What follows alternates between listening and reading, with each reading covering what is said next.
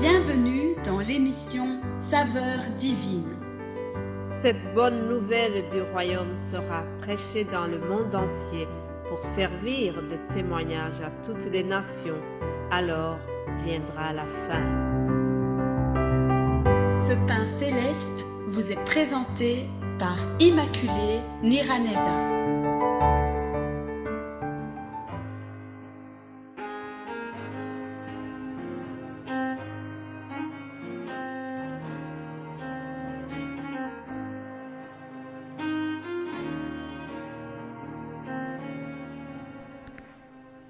Shalom, shalom, bien-aimés de Dieu, que la paix de Christ soit avec vous. J'ai la joie de commencer ma journée avec vous, alors je vous invite à prendre la force dans les psaumes.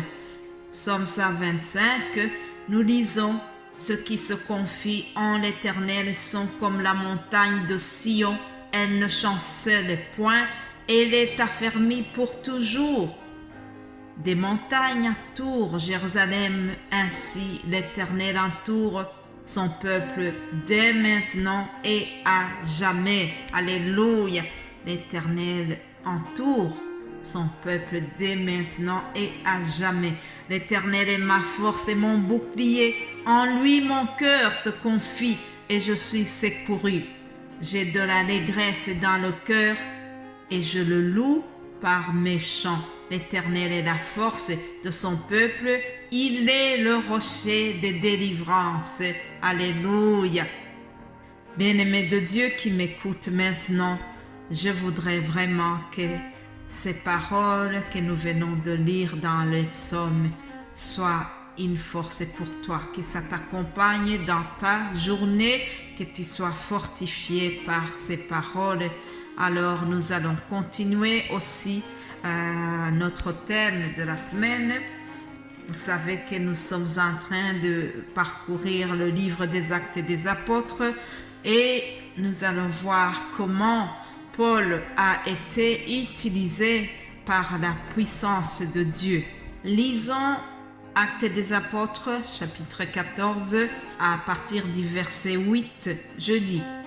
À l'Istre se tenait assis un homme impotent, des pieds boiteux de naissance et qui n'avait jamais marché.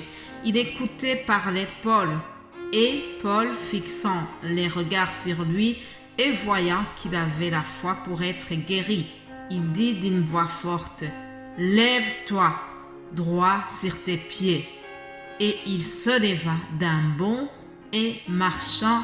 Alléluia. Chers amis, ici nous venons de voir comment l'apôtre Paul avait l'autorité divine.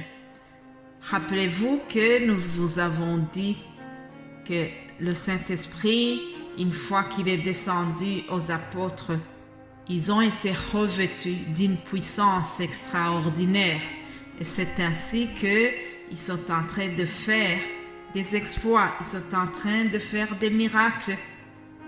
Si vous comparez ce que nous venons de voir, en fait, il y a une ressemblance à ce que nous avons lu dans les Actes des Apôtres chapitre 3, lorsque Pierre et Jean sont dans le temple, ils partaient à la prière et Pierre a fait lever un boiteux de naissance.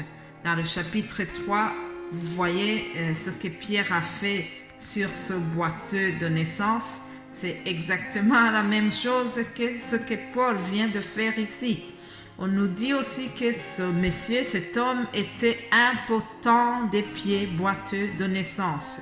Alors, dans ce récit, nous voyons que Paul a fixé les yeux sur cet homme. Ah, je suis étonnée de voir que la Bible nous dit que Paul a vu qu'il avait la foi pour être guéri. Donc, la foi de cet homme était visible même dans son regard. Alléluia.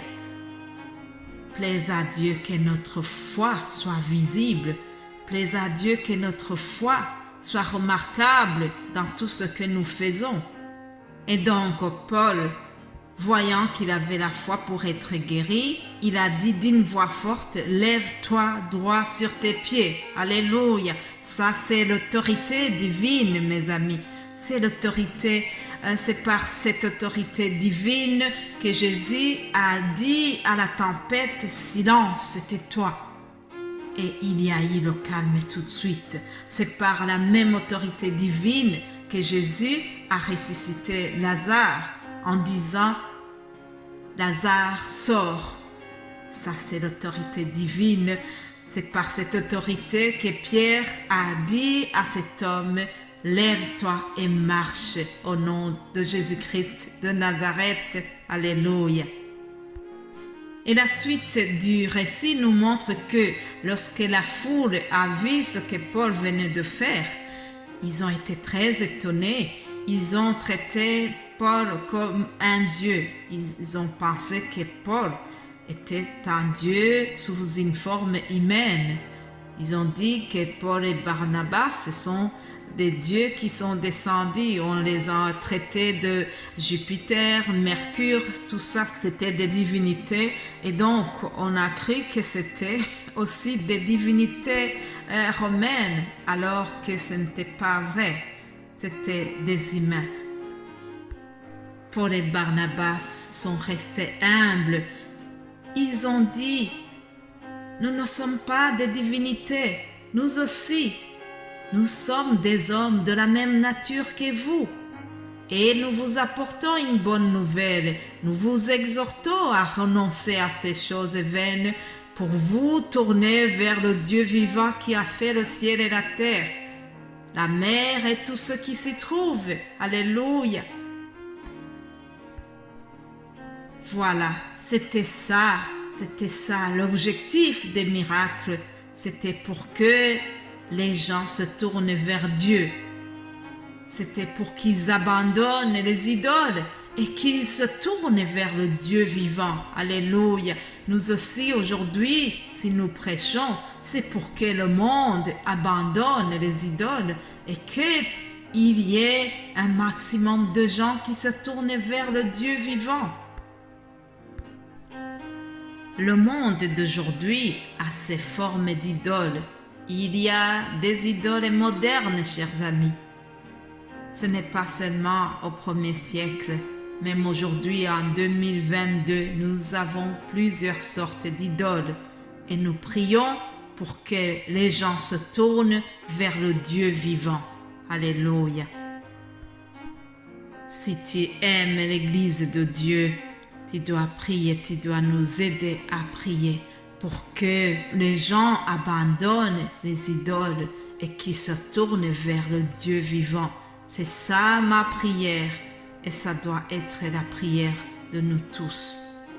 Mes bien-aimés de Dieu, vous savez, le diable a été toujours jaloux lorsqu'il y a un bien qui a été fait. Des fois, le diable est très très jaloux. C'est ce qui est arrivé pour l'apôtre Paul. On n'était pas content de ce miracle. Paul et Barnabas ont eu des problèmes. Et même Paul a été lapidé suite à ce miracle qu'il avait fait là-bas. Il a été lapidé.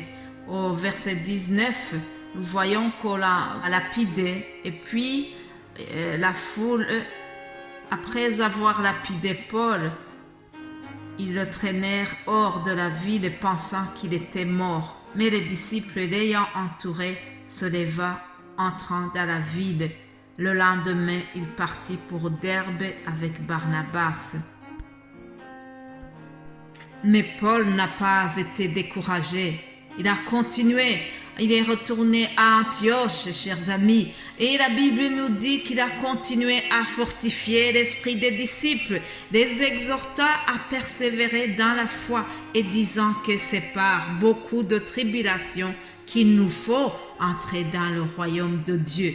En effet, c'est par beaucoup de tribulations parfois que nous devons est vrai pour le royaume de Dieu. Et Jésus-Christ nous avait prévenus. Il avait dit à ses disciples, vous aurez des tribulations dans le monde, mais prenez courage car j'ai vaincu le monde. Alléluia. C'est par cette parole de Jésus que je termine le message d'aujourd'hui. Peut-être que tu es en train de traverser des tribulations dans ta foi, mais Jésus te dit, prends courage car il a vaincu le monde et il te donne sa victoire aussi. Sois béni par ce que tu viens d'écouter et nous allons nous retrouver demain par la grâce de Dieu. Amen.